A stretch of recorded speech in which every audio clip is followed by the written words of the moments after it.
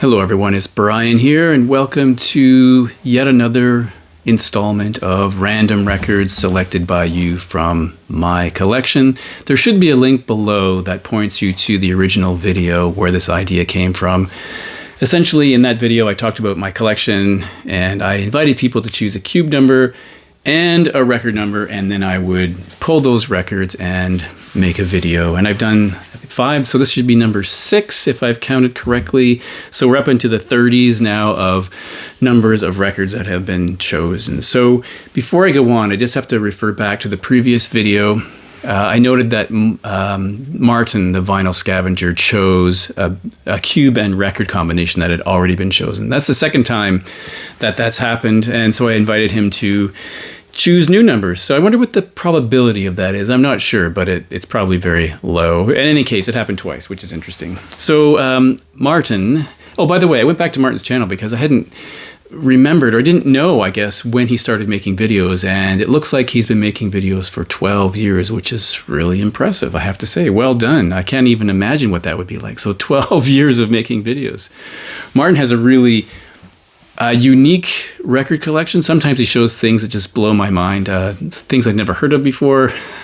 So he also might be the person who's the softest spoken in the VC. It's hard to say, but anyway, he chose Cube 7 record 44, and honestly, this is probably the record that I've liked least so far in the random choices that have been made. So this is Eric Clapton's Behind the Sun from 1985. So before I say anything about this record, I should say that if there's a record album and the cover features a painting that I could have done myself, then it shouldn't be on the album cover.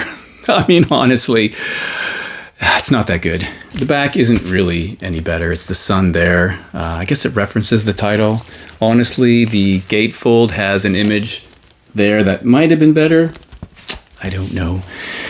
When I was pulling this record from the shelf, I knew one track that was on there because it's Forever Man, which was well known, and it's a song that kind of gets stuck in your head. It's been on the radio, etc. So, it's okay. And the other song I remembered was Knock on Wood, which is a cover version.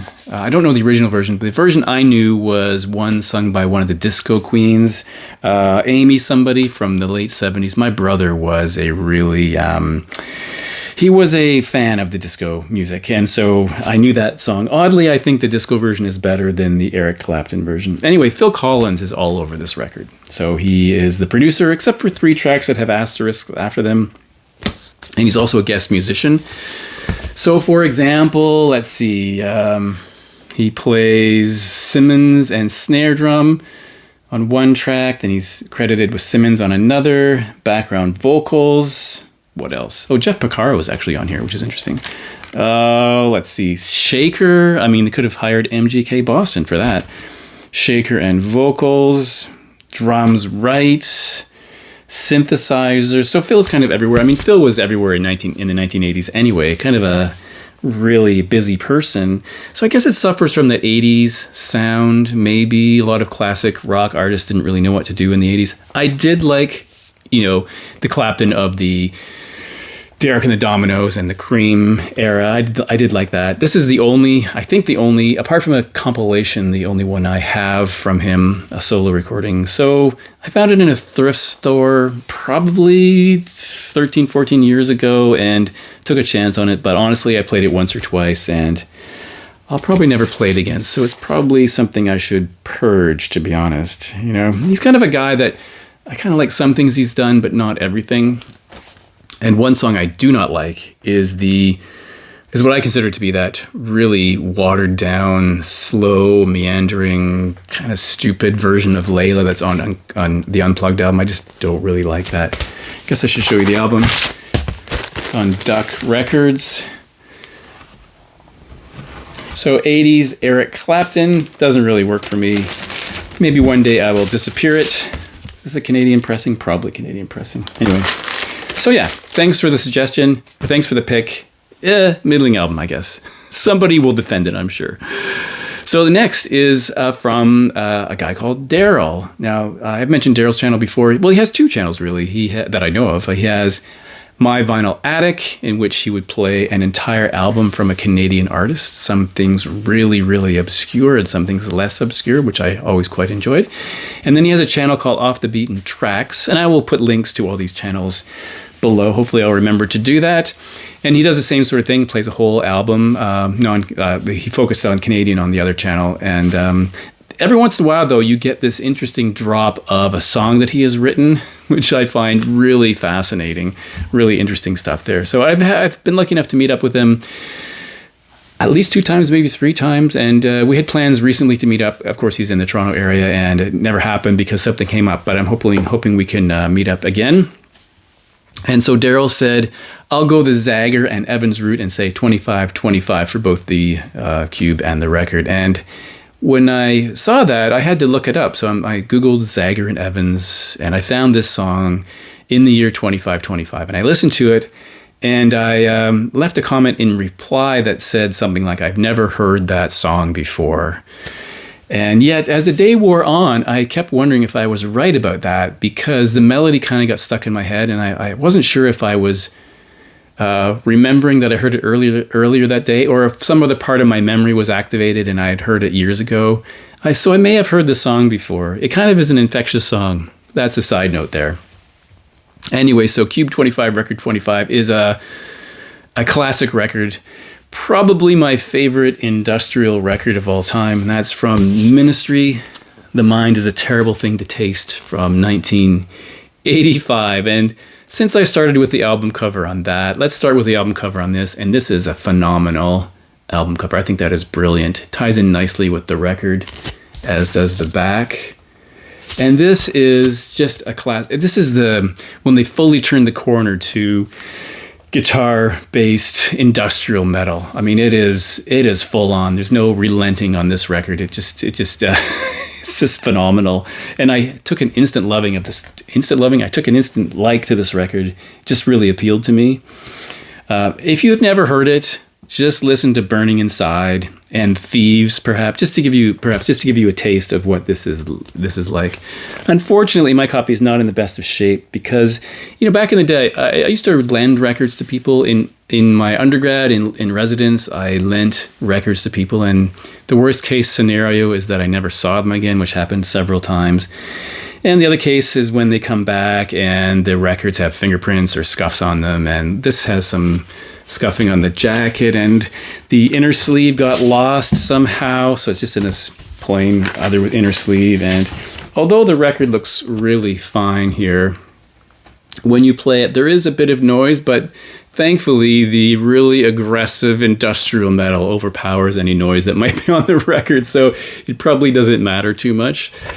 And I've learned not to lend records to anyone, and I haven't since then. I guess a pillar of the VC, I might lend something if they were local and signed an agreement, but there's just too many risks involved. But that's a killer record. I recommend that to everyone. Not sure, Daryl, if it's something you will like or not, although you have really wide tastes for sure. So weirdly, we go from one Canadian Daryl to another Canadian Daryl, although they're spelled differently. And this is a choice made by the Northern Vinyl Guy. You may have seen him if you watch the Wednesday night show with Rob at Northern Revolutions. You may have seen Daryl on that channel. He's famous for living farther north than anyone I know. He's way up in northern Ontario where the polar bears roam. He writes, sounds fun, Brian. Why not do Bin 19 album 55, the year his dad was born, the year my dad was born, 1955. Okay, Daryl, you have chosen a pretty cool indie rock duo from Vancouver. They're kind of at the intersection of garage, punk, and rock.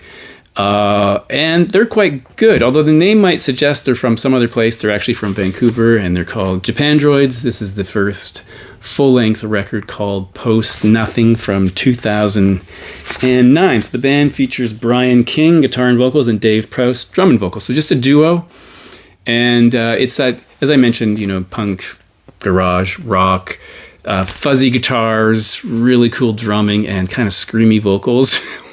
Not always screamy, but sort of, enthusiastic vocals. And their albums all really look like this. The 4 studio albums have a very similar look to them, with the black background, white lettering, and black and white photography. And there's a live album from Massey Hall in Toronto, and then there's a compilation of their early EPs. And the difference is that that's actually inverted. It's white background with black lettering, but still black and white.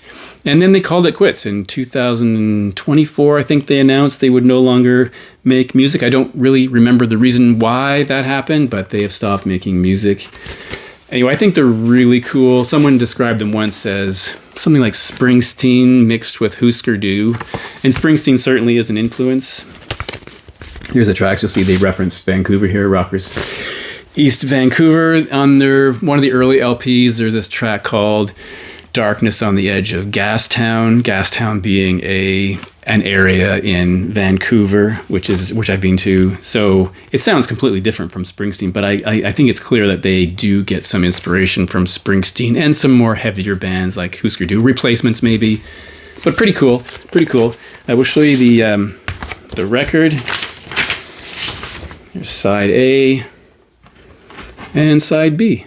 So yeah, kind of disappointing that they went away, but I don't know. I think they're really good. So that's Japandroids for Daryl. And now, next, everyone's favorite Sam, Americana Sam, left a comment that said, "Pull the one your heart desires. If not that, then 31, number 11.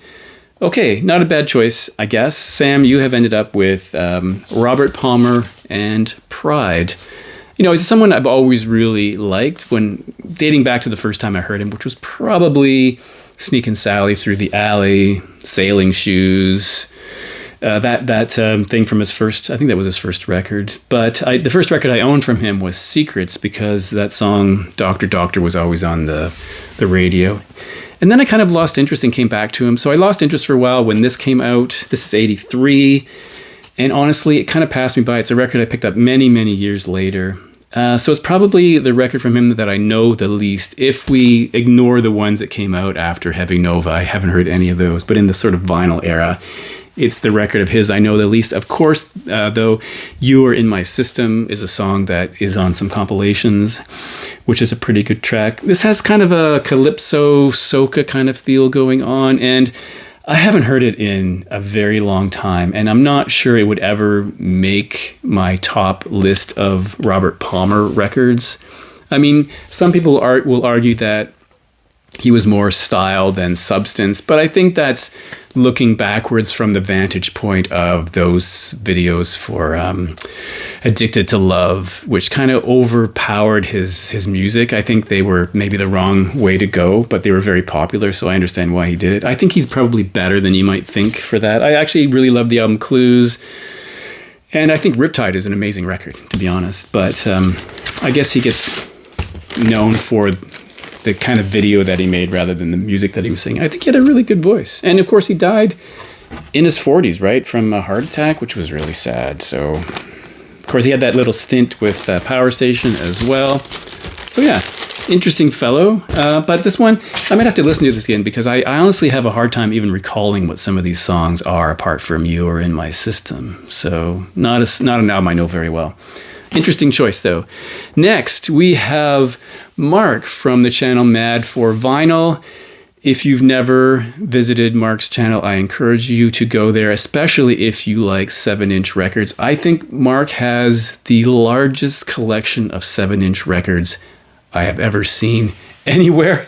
It's just this incredible amount of 7-inch records. Also, I really admire Mark because he is very open to pretty much any genre you can imagine. He doesn't really, there's very little that I remember him saying he doesn't like. He's very open to all sorts of music, which I think is really cool. I met him in Buffalo last year. Very nice guy. I really recommend his channel to you. And he said, Bin 11 album 47. It's a fun idea. I'm going to take a guess at who the artist is. Jesus and Mary Chain. Not quite, but you're getting in the right area. Bin 11, album 47, turns out to be this weird soundtrack from Thomas Dolby called Gothic. Music from the film Gothic, composed by Thomas Dolby. This came out in 87, although I didn't hear it in 87. This is something I got many, many years later. And I've never seen the movie that the soundtrack goes with, which I think is something to do with the writing of Frankenstein. So it features Gabriel Byrne, Julian Sands, Natasha Richardson, Miriam Sear, and Timothy Spall. I don't know who Timothy Spall is, but it's interesting because he does the vocal part of the last track, which is called The Devil is an Englishman, which apparently was a single, but I didn't know it at the time. This is 1987, and it is if you heard this, you would obviously conclude that it's a soundtrack because it has a sort of orchestral parts, these epic kind of sounds. It has these building tension, resolution, that sort of thing. So it follows that sort of soundtrack style. And honestly, I can't remember the last time I heard it, to be honest. But I did remember The Devil is an Englishman. I sort of have a memory of what that sounds like, but not perfectly. So that's funny. Here are some scenes, I guess, from the film, which I suppose I should actually check out. Kind of a creepy album cover. So I'll show you the record, which is on Virgin, of course. So pretty interesting. I'm curious. I might have to listen to that one soon because I kind of just lost the thread on what that actually sounds like. So yes, thank you, Mark, for that one. Lastly, we have a selection from Tepid Mice, who is Jess M, who said Bin 5 record 11. And so that is a record I purchased in Italy a couple of years ago on my trip to Italy from The Boys Next Door. So it says file under The Boys Next Door, door. And this hype sticker says the soul album from Melbourne's seminal The Boys Next Door, featuring Nick Cave, Mick Harvey, Roland S. Howard, Phil Calvert, Tracy Pugh, and of course, if you know those names, you know this is the precursor to the Birthday Party 40th anniversary red vinyl edition, originally released in 1979. I took a chance on this because I hadn't heard it except for one track. It was in a discount bin somewhere in Rome, and I thought, I think I'll grab that because the conversion seemed reasonable to me. Here's the back with the members, including Roland, who looks like he's 15 years old. So for a 40th anniversary edition, it's a bit weak because it has a very plain, non-polylined white sleeve, and it's on red vinyl. So nothing else about this. There's no write-up. There's no celebration of it in any way. And I think I read somewhere that Nick Cave either didn't like this or doesn't like this record. I'm not 100% sure, but I think, and that could have been old news. I'm not really sure on that. For me, though, the best track on here is the last one, Shivers, which is the only song I remembered. I knew what it sounded like. The rest I hadn't heard before, I don't think. And this is not bad overall. I think it's actually pretty good. So it's not one I've listened to very often. I've only listened to this a handful of times, but I really enjoy the last track, and I think it's a cool record to have on red vinyl. So I think it was a Record Store Day release, I think. And it says manufactured and distributed by Warner Music Australia. So I guess this is an Australian pressing, if that's possible. Found in Italy. Seems kind of strange to me. Anyway, that's it for today. Thanks for watching, and I'll see you in the next video.